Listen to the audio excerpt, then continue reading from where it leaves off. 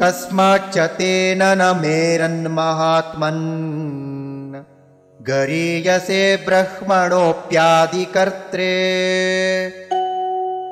अनन्तदेवेश जगन्निवास त्वमक्षरं सदसत्तत्परं यत्।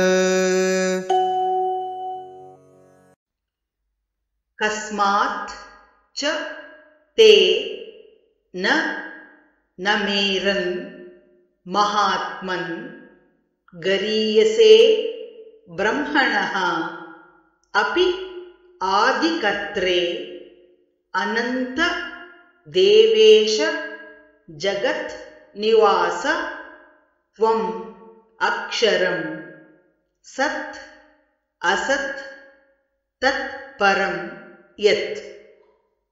कस्माच्च तेन न मेरन्महात्मन् कस्माच्च तेन न मेरन्महात्मन् गरीयसे ब्रह्मणोऽप्यादिकर्त्रे गरीयसे ब्रह्मणोऽप्यादिकर्त्रे अनन्तदेवेश जगन्निवास अनन्तदेवेश जगन्निवास त्वमक्षरं सदसत्तत्परं यत् त्वमक्षरं सदसत्तत्परं यत्।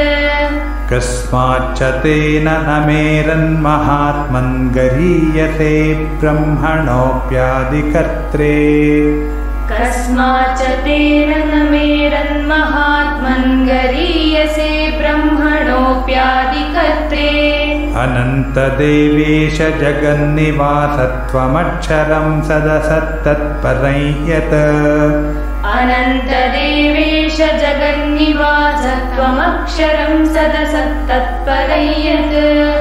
कस्माच्च तेन न मेरन्महात्मन् गरीयसे ब्रह्मणोऽप्यादिकर्त्रे अनन्तदेवेश जगन्निवास त्वमक्षरं सदसत्तत्परं यत्।